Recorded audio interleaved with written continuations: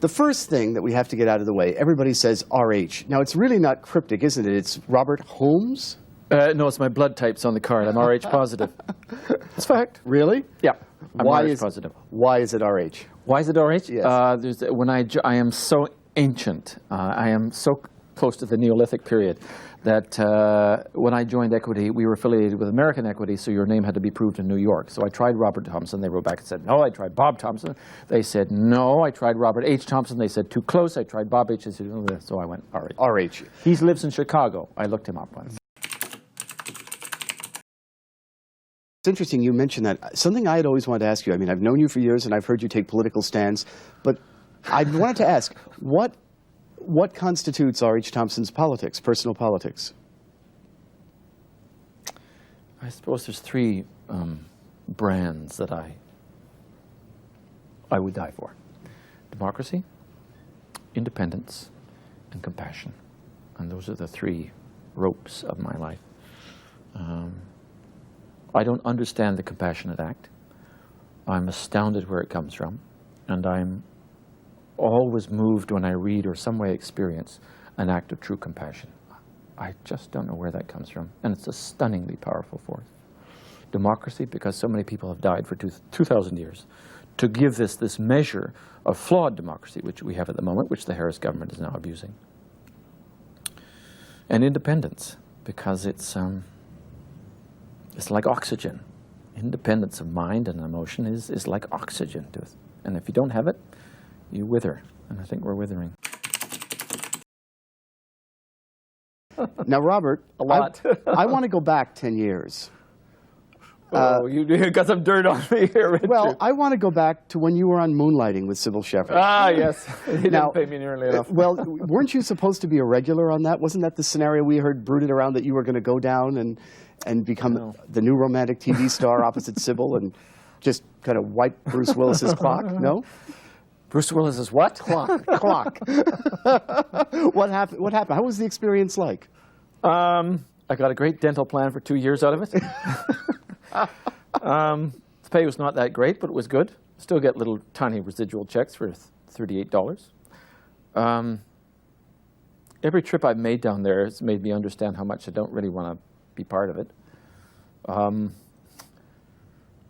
I guess that's it. I had a very there's downsizing. There's firing, downsizing, and right-sizing. Right, okay. Right. Right-sizing. I had a very ego right-sizing experience. They wrote me into a second episode, and I thought, oh, my God, my head, Hollywood, here I come. And I was the gynecologist for Sybil Shepherd, okay, and I'm on the cover of the Globe, the Globe tabloid beside every Mars bar in North America for a week. I was the top of my roller coaster. And they wrote me into a second episode, and I had a couple of scenes, and my last scene was in the doctor's office, my office, okay, fine. So I drive into the lot at 8:30 in the morning, lot 21 or whatever it is, and we shoot the scene. It's with Sybil, and the lady playing Sybil is mother, and myself, and it's a large, expensive set, 4 walls, fancy carpet, all the rest of it. Okay, so shoot the wide shot, fine. Over my shoulder, shoot the loose wide of them, the medium of them, loose single of each of them, tight single of each of them. Thank you, Mr. Thomson. Go back to your trailer. We'll turn around, and then we'll shoot you. So I disappear, go back to my trailer. I wait. It's about 11 o'clock, and I wait. Lunchtime, nothing. So, Mr. Thomson goes to take lunch. So I go and take lunch, go sit in my trailer, and I wait. 3 o'clock, 4 o'clock, 5 o'clock. I'm going, So 5 o'clock, I better go and see what's going on. It's been 4 or 5 hours here. So I go back into stay set number 21. There's nothing there. No set. Nothing. I go, oh, egos. And so I was, oh, no, Mr. Thomson, we're doing your close-up. It'll be on soundstage 18. So I trottle on to soundstage 18, shoot my close-up. 1 wall, no set, no furniture, no carpet, and no actors. It's called right-sizing my ego. So I came home. You knew you'd come back to Toronto? No, it was more or less living down there and being sent out for the Lonnie Anderson show. As much as she's a lovely lady, I don't think I want to spend my career doing that.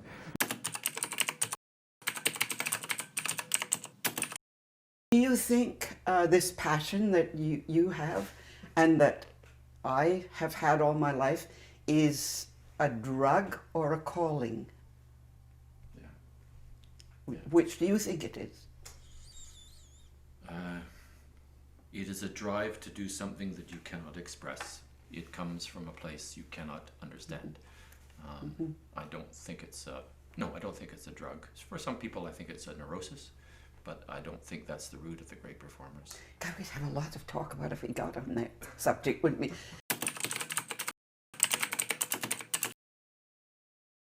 What advice would you give to an aspiring actor? You got to be tough. You got to be resilient. You have to keep touch your creative self, because that can be blown out of the park. And you got to have your mentors in your long view of where you want to go, not career-wise. There's two ambitions. There's ambition for a career and there's ambition for creativity. So everyone's a different mix of those two. So. And where do you get your largest source of creativity from? Music. Music and my friends.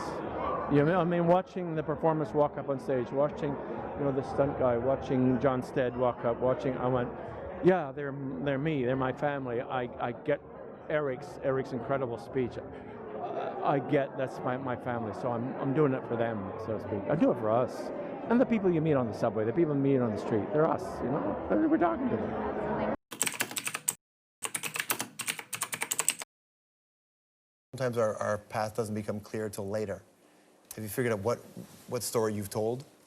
I went to a fortune teller when I was at theatre in London. I went to a theatre school in London when I was whatever 21 or something. I went to Lambda and I went to Portobello Lane. I had my palm read and I did the crystal ball, and the lady who did my palm plus the person who did my astrology charts, they all said to me, "You are going to be a public speaker." I'm like, I'm an actor, I want to be an actor. No, they said later in your life you're going to speak in public. Because I'm an introvert, I'm not an extrovert. People think that actors are extroverts? No, most of us are introverts and we hide behind characters. So speaking in a part is different than actually speaking publicly. And that's something I have discovered as you fight for equality, social justice, you know, the arts, the environment. You have to speak publicly. And that has come later in my life. How did I get onto that? Oh, I like that. How did I get onto that? That's way better than an e-cigarette, by the way. There's no vapor with that. It's pretty fantastic. It's a virtual cigarette. I don't smoke. Did it become apparent to you that you had to be that guy? Sorry?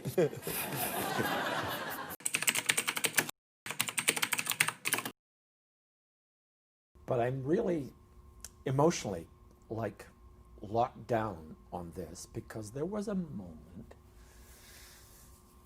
I could have been 6, and I was in the church basement of St. Mary's Church in Richmond Hill, and you were teaching acting lessons, and I think I was 6. Mm-hmm. And I was in an American play where I had to play an old man, and I remember at 6 saying, "But Leon," or maybe I called you Mr. Major, "I don't know how to act old." And I remember exactly what you did.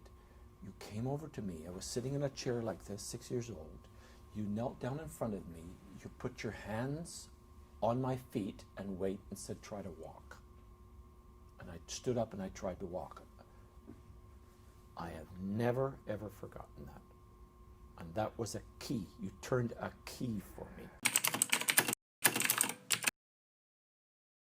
We never tell the history of war through pain, because the men don't talk of it. Why not? It's not manly. Man up. The only people who tell the history of pain in the war are the women. It's the nurses who wrote about the pain and the screams of the soldiers. It was the nurses who wrote about the fear of the young men. We don't talk about that. We don't put that in the frame.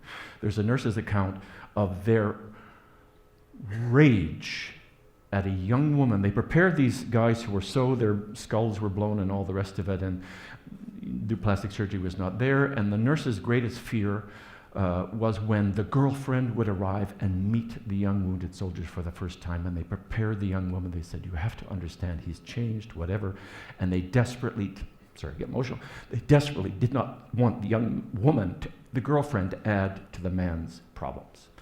And then there would be a special little room. They would usher the girlfriend in. And then, in the worst case scenario, they heard screams, her screams. And the nurses were livid that young woman would scream at what she saw had been her boyfriend and could not contain that. No one talks about the pain of World War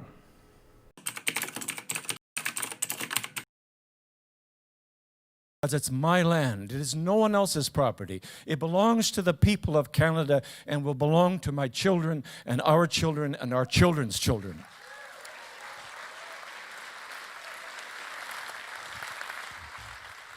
It is exactly the same with the public media space. The public media space is exactly like a national park. It belongs to all of us. A park is cut from the geography of Canada. A national media space, a public media space, is delineated from the media space of Canada. And like a park, it is accessible. It tells all our stories. It plays all our music and all our points of view. It is not conditional entry to the public media space. It does not bear on who I am or what I might be doing or how much money I could make or how much money I could bring with me or how much money I might make with a show that I bring to the public. It is all of us.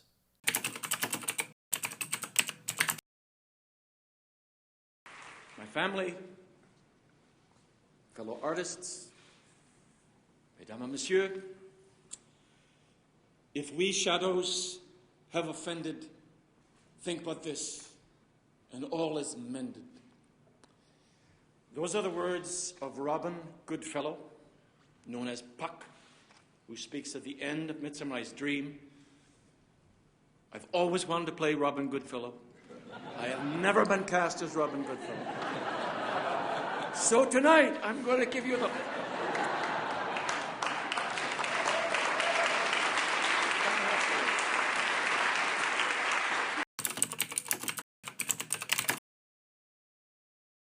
What does receiving this award mean to you? I have a project that takes me all over the world. I visit many cultures, many countries. Every time I return home to the disaster of an airport called Pearson, I'm struck by something in this country that I cannot define. I take the public transport in from the airport, and the air between the citizens of this country is open. It's unencumbered. There is a looseness and a freedom between Canadians that I don't see anywhere else. So the arts in Canada, for them, through the Governor General's office and the National Arts Centre, for this country, who I've come to see as quite special and unique in what it's doing, to confer this honor on me, as a Canadian, the modest part of me goes, oh, they must mean somebody else, it's not me. But on the other hand, I know it's a country that I've come back from London to, I've come back from New York to, I've come back from Los Angeles to, because the investment in what we are trying to do as Canadians, Anglophone and Francophone, is so unique and so important. So that's why this is so important. Sir John Macdonald now belongs to the ages.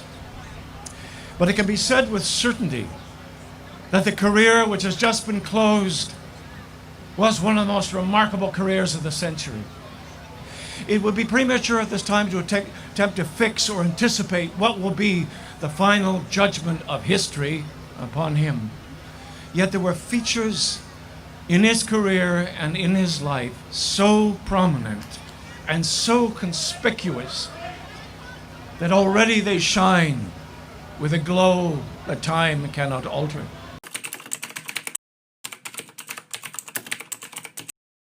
My earliest memory, you could wind it into a dramatic memory. The Curtain Club was doing the play, The Remarkable Mr. Pennypacker, and I had two small things I had to do. I was whatever, 5. I had to open the play by running up the aisle and then turning and saying, "They coming." That was my first thing. And then the second thing, there was a scene where all the kids cried because their father was going away. And David Lewis, who was playing my older brother, had punched me off stage just before that scene. So in fact, I was really crying on stage at the Lions Hall in 1955. And people went, "Wow, he's very good, he's crying." So that's maybe my earliest memory.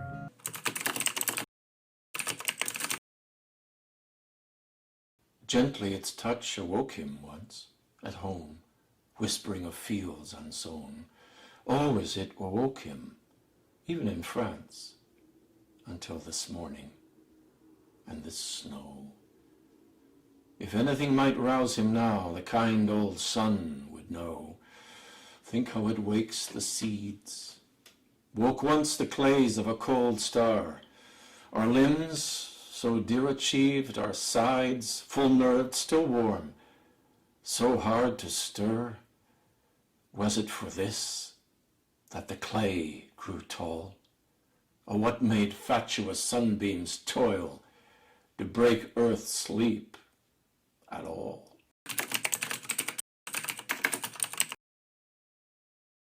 Hey CBC Music, it's Amy Beth McNulty and R.H. Thomson. We're from Anne with an E. And we're about to play Jam or Not a Jam. Nailed it! So good. She's important, she's famous, she's wonderful. That passion for being a woman at the time that she was and being the color that she was and talking about that. Yeah. That passion is what drove it. Great music. Shut up. He mentioned spuds. I like this. It's very Irish. That kind of Canadian music, it is totally unpretentious. It is only who he is. It's not great music, but it's really lovely to listen to. Yeah. But I want the younger audiences to come, you know. Like I'm on Anne for an E, Anne with an E, right? And I want to cross-breed these audiences, so to speak. So we just don't have a TV audience, and then we have a theater audience. If we want a really vibrant culture, right? We have theater people who do television. We have television people who do theater. We have television audiences come to theater, and we kind of champion Canadian ideas and Canadian work.